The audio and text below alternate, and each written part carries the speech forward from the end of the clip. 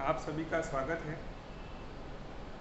आज से हम आपके कक्षा प्रैक्टिकल में जो महत्वपूर्ण पार्ट्स हैं उनमें से स्केल को पढ़ना प्रारंभ करेंगे। वैसे आप 11th और 12th में स्केल, इसको मापनी भी कहा जाता है, पढ़ के आए हो।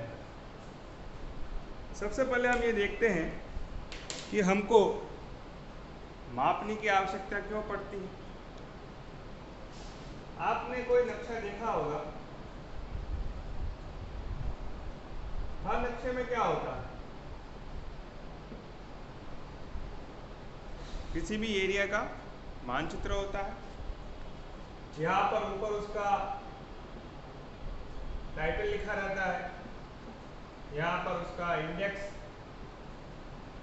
लिखा रहता है, या उसका होता है स्केल। इसके अलावा बॉर्डर होती है। ये बेसिक किसी भी मैप के एलिमेंट्स, टाइटल होगा, इंडेक्स या जिसको हम लिगेंड बोलते हैं वो होगा, और होगा स्केल। स्केल के बिना कोई भी मानचित्र नहीं कहलाता है और सिर्फ एक स्केच कहलाता है, रेखा चित्र कहलाता है। तो हमको स्केल की आवश्यकता क्यों पड़ती है? आपको पता है कि हमारी पृथ्वी कितनी बड़ी है। अगर हमें पृथ्वी को उसका वास्तविक निरूपण करना है तो हमें उतना बड़ा कागज चाहिए होगा, जो कि वास्तव में पॉसिबल नहीं है। इसलिए हम किसी भी तथ्य को, किसी भी दूरी को हम मान लेते हैं कि इतना होगा, तो हम उसको कागज पर इतना दर्शाएंगे। जैसे कि आपके देखा होगा, आपके घर पे भी मान लो मकान बनाया होगा,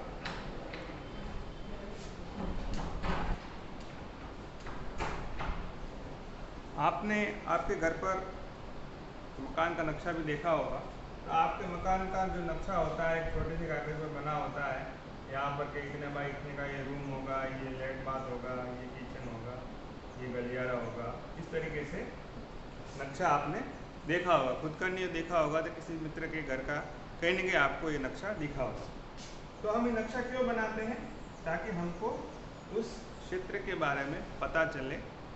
उसके लिए हमको आवश्यकता पड़ती है स्केल। स्केल का मतलब होता है पैमाना या माप। हम मान लेते हैं कि धरातल पर इतनी दूरी होगी, उसको हम कागज पर इतनी दूरी के माध्यम से दर्शाएं। तो जो स्केल या आपकी जो मापनी है उसकी हम परिभाषा देखें तो धरातल पर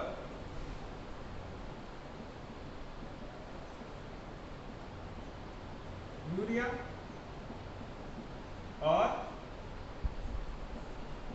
मानचित्र पर दूरी, ये दोनों चीजें हमको आवश्यक पड़ती हैं।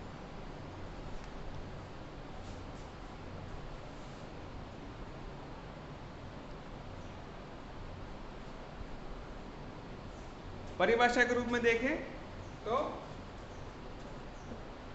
मानचित्र पर इन्हीं दो बिंदुओं के बीच की दूरी और उन्हीं दो बिंदुओं की धरातल पर जो वास्तविक दूरी होती है उसका अनुपात मापनी कहलाता है।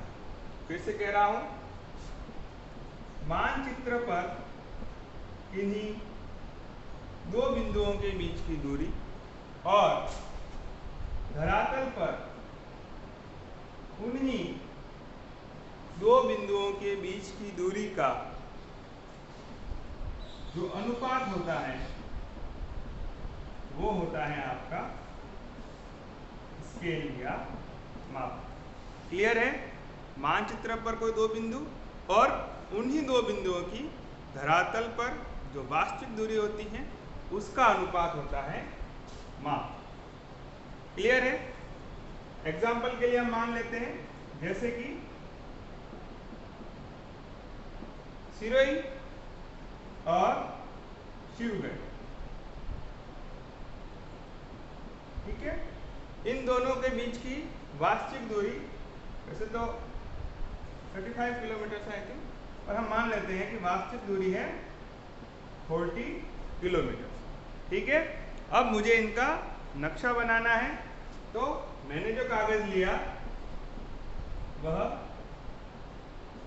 10 सेंटीमीटर बाई 10 सेंटीमीटर को कागज लिया। अब मुझे सिरोही और शिवगंज के बीच की दूरी को मानचित्र पर दर्शाना है। तो मैं या तो 40 किलोमीटर लंबा कागज लूँगा और उसके ऊपर जो भी दूरी होगी उसको मैं 40 किलोमीटर लंबी रेखा से दर्शा दूंगा, पर ऐसा संभव नहीं है। मेरा कागज है 10 बाई 10 सेंटीमीटर का, तो मुझे इस प्रकार से दूरियों को दर्शाना है कि सिरोही और शिवगंज के बीच की दूरी दर्शाई जा सके। तो क्या करूँगा, मैं अनुमान लगाऊंगा कि मैं कितना मानूं कि इस कागज के ऊपर दूरी आ जाए। एग्जाम्पल के लिए हम मान लेते हैं कि अगर धरातल पर, ध्यान से सुनिएगा, अगर धरातल पर 1 किलोमीटर है तो मैं मानचित्र पर 1 सेंटीमीटर की दूरी से रेखा खींचूंगा।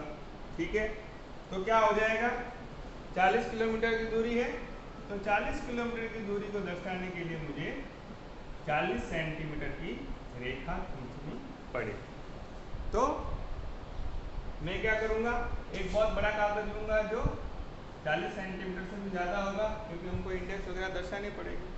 तो मेरा तो कागज है आपका 10 सेंटीमीटर का, तो यहाँ पर तो ये चीज़ संभव नहीं।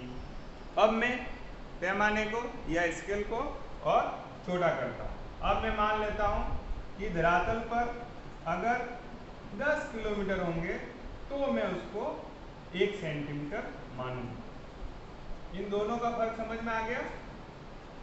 पहले तो मैंने 1 किलोमीटर बराबर 1 सेंटीमीटर माना, अनुमान लगाया, देखा कि अब 40 किलोमीटर बराबर 40 सेंटीमीटर हो रहा है। मेरा कागज इतना बड़ा नहीं है, तो मुझे पैमाना और छोटा करना पड़ा। और छोटा किया तो 10 किलोमीटर बराबर 1 सेंटीमीटर माना, तो यहाँ पर कितना दूरी है, 40 किलोमीटर है, तो 40 किलोमीटर बराबर हो जाएगा 4 सेंटीमीटर। क्लियर है।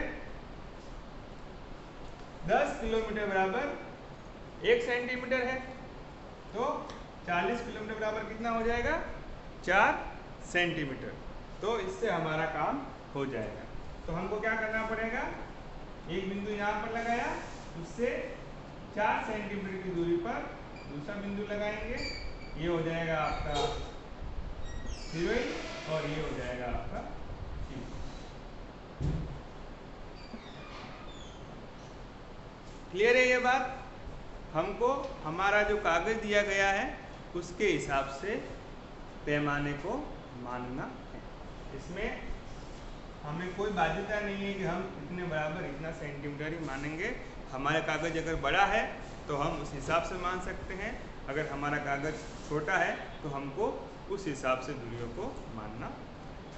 क्लियर है, मापनी को समझ में आ गया।